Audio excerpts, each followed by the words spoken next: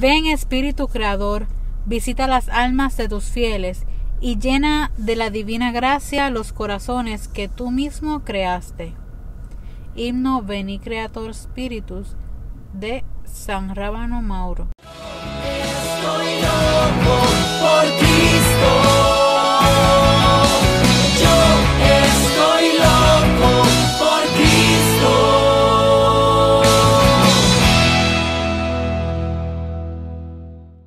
¿Qué es la que hay, mi gente? Bienvenidos al episodio número 12 del podcast Yucat en arroz y habichuelas.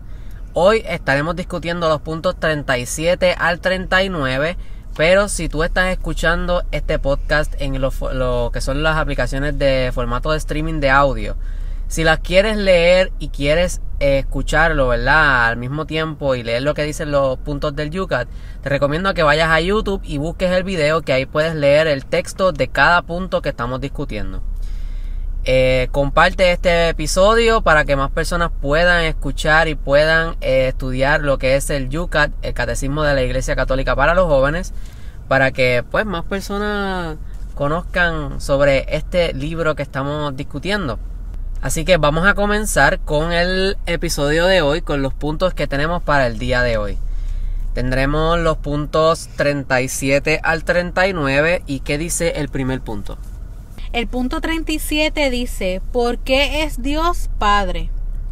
Veneramos a Dios como Padre por el hecho de que es el Creador y cuida con amor de sus criaturas.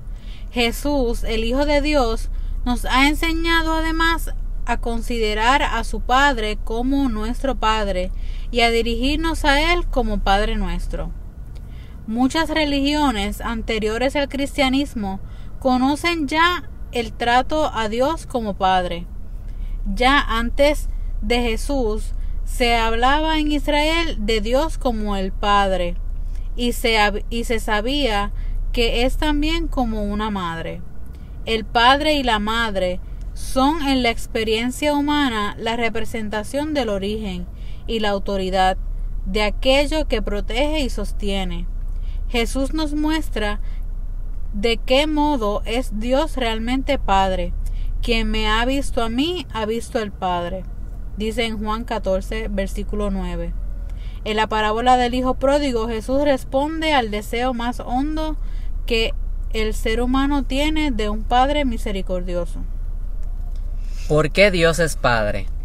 Yo relaciono esto, antes de discutir los apuntes que tengo, se me ocurrió ahora que yo lo relaciono con, pues como sabemos que papá y mamá, pues son, o sea, mamá, nosotros estamos en el vientre de nuestra mamá, antes de, pues, salir al mundo, ¿verdad?, y conocer lo que es el mundo.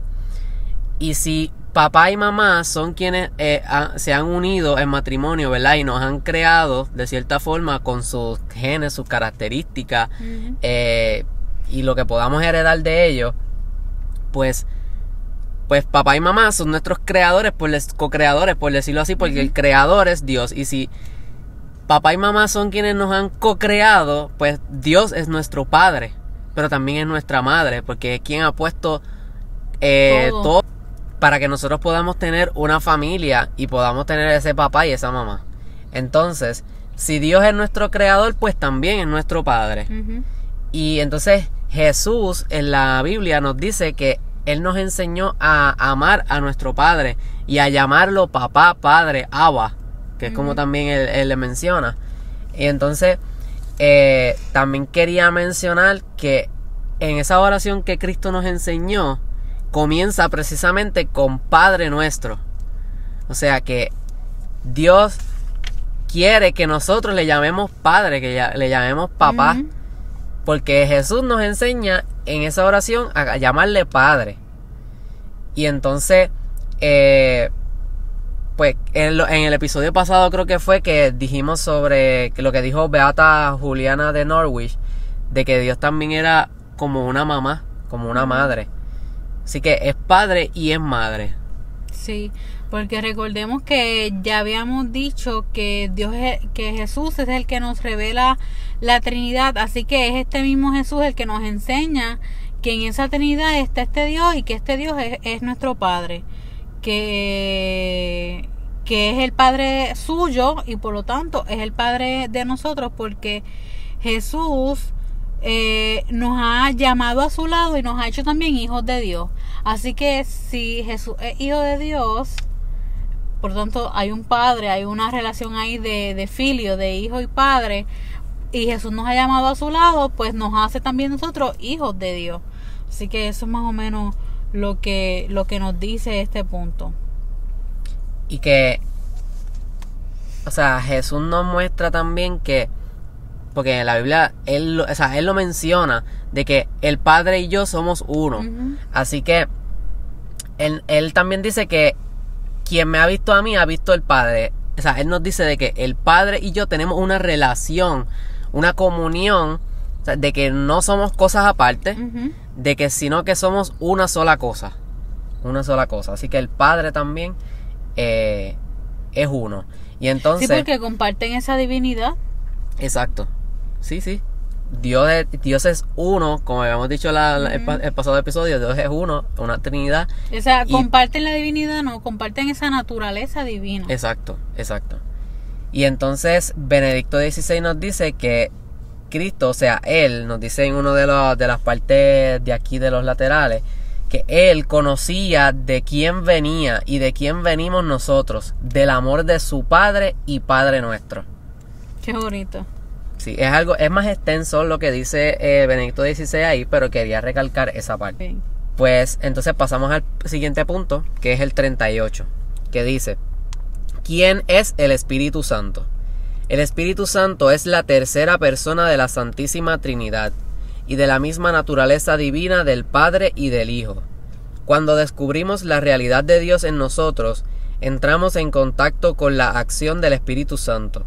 Dios envía a nuestros corazones el Espíritu de su Hijo para que nos llene completamente. En el Espíritu Santo el cristiano encuentra una alegría profunda, la paz interior y la libertad. Ustedes no han recibido un espíritu de esclavos para volver a caer en el temor, sino el espíritu de hijos adoptivos, que nos hace llamar a Dios Abba, es decir, Padre. En el Espíritu Santo que hemos recibido en el bautismo y la confirmación podemos llamar a Dios Padre. Aquí lo que nos dice claramente es que el Espíritu Santo es esa tercera persona de la Santísima Trinidad y que tiene esa misma naturaleza de Dios Padre y de Dios Hijo. O sea que recordemos lo que nos decía el credo, o sea, el Espíritu Santo procede del Padre y del Hijo. O sea, tiene esa misma naturaleza, esa misma sustancia. Y también nos dice que el Catecismo Católico, ¿verdad? Leí los puntos que nos menciona aquí, donde se explica un poco más en detalle este punto, que nos dice que con el envío del Espíritu Santo es que se termina de dar plenitud a la revelación de lo que es la Trinidad. Y que quien recibe que recibimos ese Espíritu Santo y que también ese Espíritu Santo, esa tercera persona, recibe una misma adoración y gloria. Que solo decimos en el credo también. Exacto, que eso también lo contiene el credo, la fórmula del credo.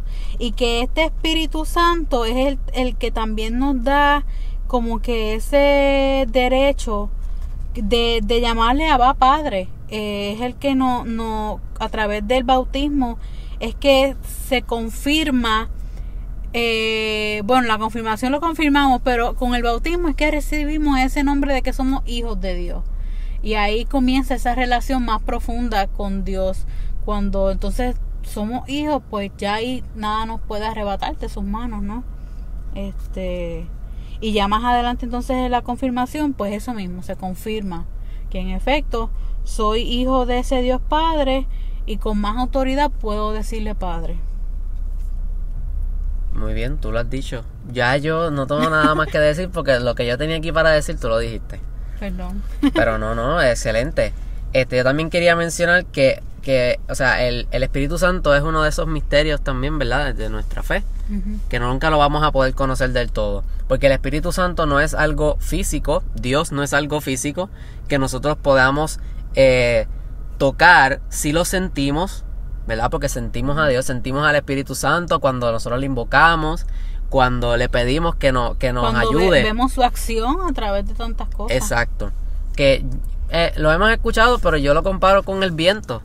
O sea, el viento nosotros no lo vemos lo que hace el viento, pero no lo podemos coger el viento. Yo no puedo atrapar el viento y lo tengo aquí en mis manos. Por eso al Espíritu se le dice también, es como ese soplo, ese aliento, Exacto. ese... Muy bien. Y entonces más adelante en el Yucat nos habla sobre el Espíritu Santo, porque no solamente en esta parte, Ujú. nos sigue hablando en diferentes puntos sobre el Espíritu Santo aquí. Y también sobre el hecho de decirle Padre Nuestro a Dios, porque más al final, en los puntos como del 500 por ahí, habla también del Padre Nuestro, o sea, de la oración, y también vuelve y habla Exacto. de ese hecho de por qué decimos Padre Nuestro y no Padre Mío ni nada de eso. Así que Muy bien. cuando lleguemos allá, pues retomaremos este tema. Aguántense un poquito porque nos falta para llegar allá. Así que entonces pasamos al punto número 39, que es el último punto del episodio de hoy. Ok, el punto 39 dice: ¿es Jesús Dios? ¿Forma parte de la Trinidad? La respuesta es: Jesús de Nazaret es el Hijo, la segunda persona divina, a quien aludimos cuando rezamos, en el nombre del Padre, del Hijo y del Espíritu Santo. O bien Jesús era un impostor al hacerse Señor del sábado y dejar que se dirigieran a Él con el título de Señor, o era realmente Dios. Llegó a provocar escándalo al perdonar los pecados. Esto, a los ojos de sus contemporáneos, era un crimen digno de muerte, mediante los signos y los milagros, pero especialmente a través de la resurrección. Los discípulos se dieron cuenta de quién era Jesús y lo adoraron como el Señor. Esta es la fe de la iglesia. Jesús, o sea, ¿cómo nosotros podemos decir que Jesús era o es Dios si realmente Jesús fue un escandaloso? Uh-huh. O sea, Revolucionario. un revolucionario. ¿Cómo en ese momento se podía decir que Jesús era el Señor, era Dios, si veíamos que lo que causaba era revuelo en las calles?